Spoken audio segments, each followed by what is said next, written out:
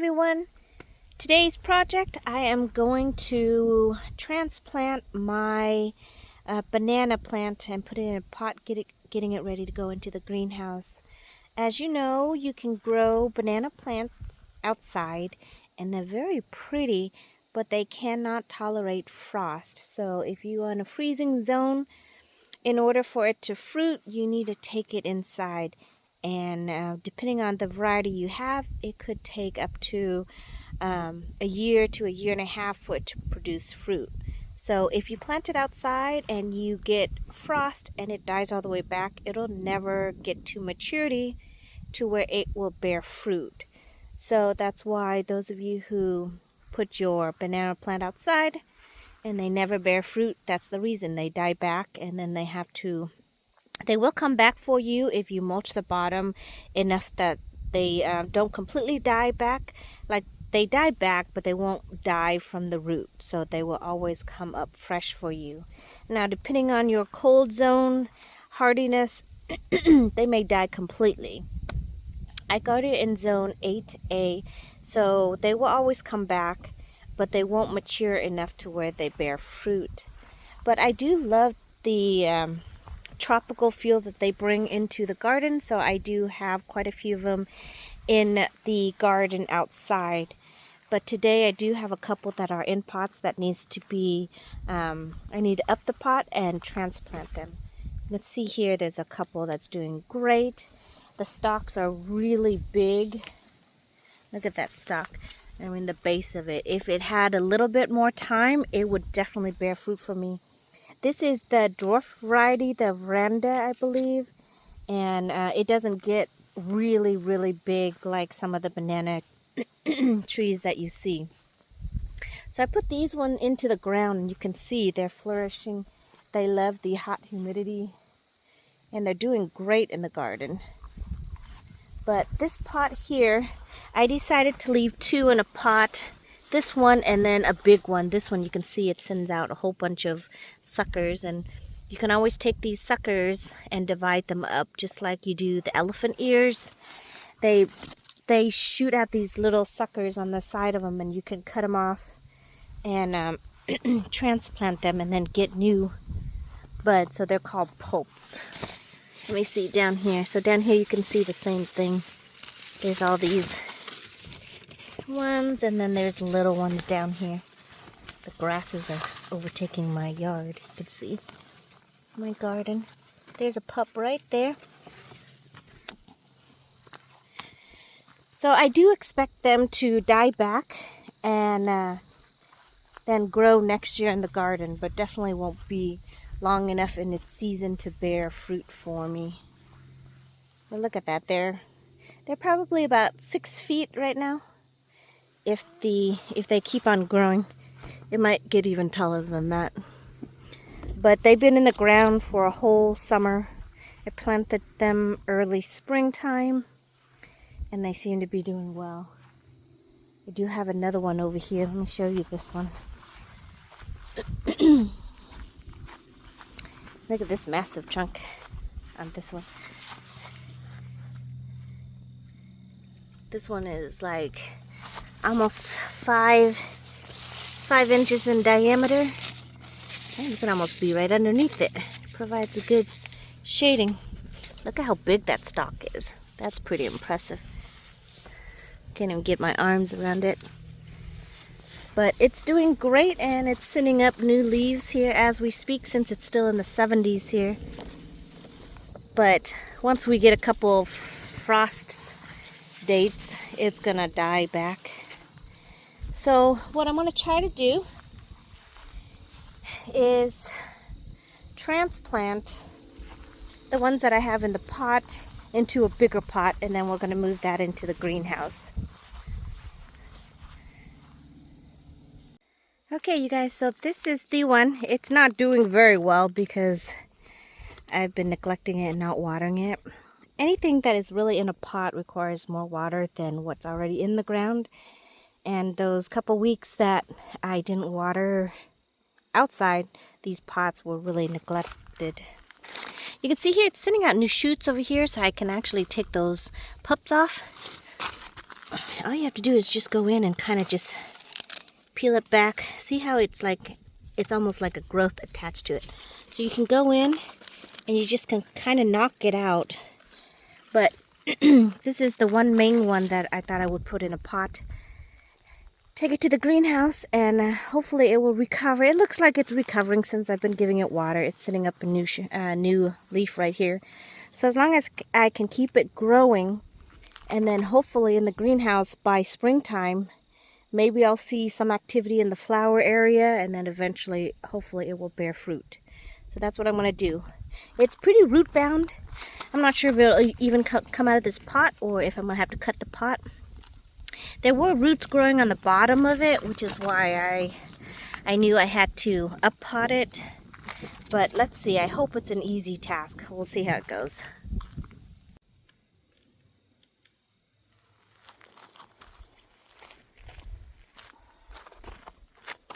All right.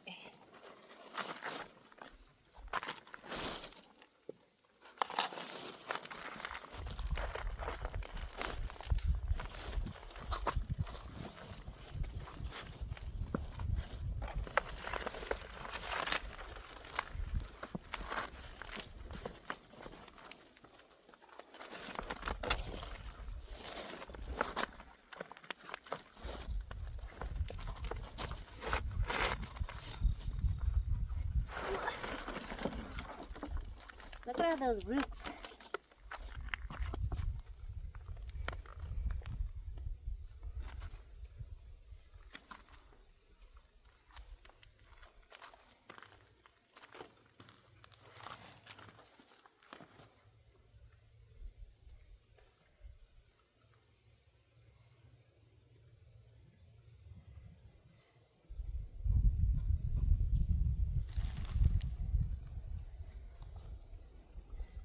I'm just teasing out the roots a little bit.